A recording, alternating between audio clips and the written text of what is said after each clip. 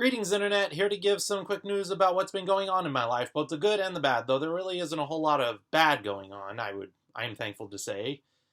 One of the few bad things I will say that has happened is that this week, one of these past weeks, one of my coworkers tested positive for COVID and had to stay home in quarantine, so I had to pick up 2 extra hours of his work shift each day, this past Saturday, Sunday, and Monday, which has been exhausting for me.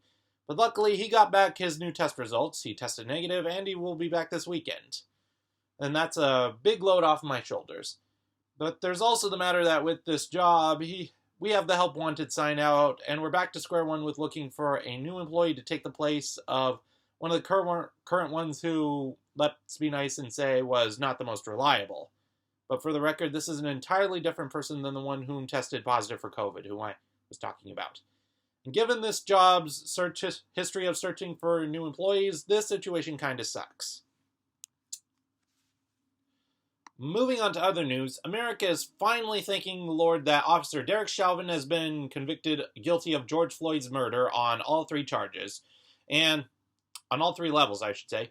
And for the record, I personally think that the only reason that any lawyer would even consider putting up a defense for this kind of murder that would make this case go on for as long as it has, apart from widespread white supremacy, is because this sounds like the kind of high-campaign case that one would try to weed out for attention and glory. Like, seriously, even if George Floyd had an underlying health condition, even if it was so-called standard procedure to restrain a convict by kneeling on his or her neck, Chauvin should have stopped the second that George said, "I can't breathe." Unfortunately, I've heard some news that this is lessening the sense of urgency to reform the American police force, which is something that we cannot afford to do.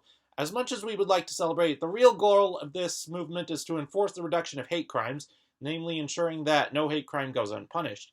After all, the other police cases that happened across the country this week, after what's happened to Daunte Wright, Adam Toledo, and most recently Ma'Khia Bryant, we cannot let up. Racism is something that we need to continue to fight, probably for the rest of our lives as a species, and this act of white supremacy is something that we need to work extra hard to abolish, to obtain this long overdue justice for minorities. Only when Black Lives Matter, Hispanic Lives Matter, Asian Lives Matter, etc., will it be okay to say anything akin to all lives matter. Also, here's a tidbit of just news, not necessarily good or bad. I just watched Lindsay Ellis's recently released Mask Off video, after which I felt compelled to apologize for that pot shot I took at her at the end of my Pocahontas 2 video, for that thing she said about Raya. I have heard people both applaud her for making the video and others dismiss it as a futile attempt to cover up for her mistakes. I admit that I could understand at the moment why she was getting the reprimand that she was for the internet, given her abrupt Twitter exit, but it's only fair that I give her a chance to make her case, so that I might be informed of any details I either wasn't aware of or had misinterpreted, including her intention of what she said about whether Raya bearing similarities to Avatar was good or bad. My take on the video is that she handled the situation she was in better than other big-name YouTubers I've seen on the internet, and better than I might have been able to if ever I find myself in her current situation. But as it so happens, it was very appropriate that she released this video at this time, because I was just in the process of writing a script for a video that talks about handling a controversy, a topic that I think deserves a thorough discussion for, so that we can distinguish between those who handle controversies well and those who don't, because there have been a lot of cases recently of those who haven't. And lastly, for the 2 best things that have been happening to me lately, first, I got some custom-made printed mugs with one of my paintings of my local hometown on it. Right here. Yeah, I know it's not this isn't the best light to see it, but yep, that was a painting that I did that you just saw right there. And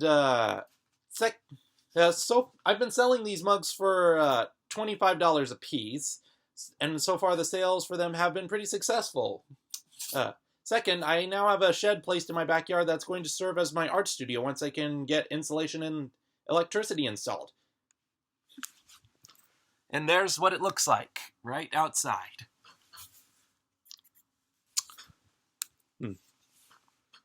That's going to free up a lot of space in my house. Like, a lot. And it will and it'll give me a place to designate space to my computer, to my big computer, so that hopefully I can start working full time from that. Hopefully it'll give me better space to designate to making videos. If I can do that to improve the quality, my video qualities, who knows what the future will look like for my online career or my YouTube channel.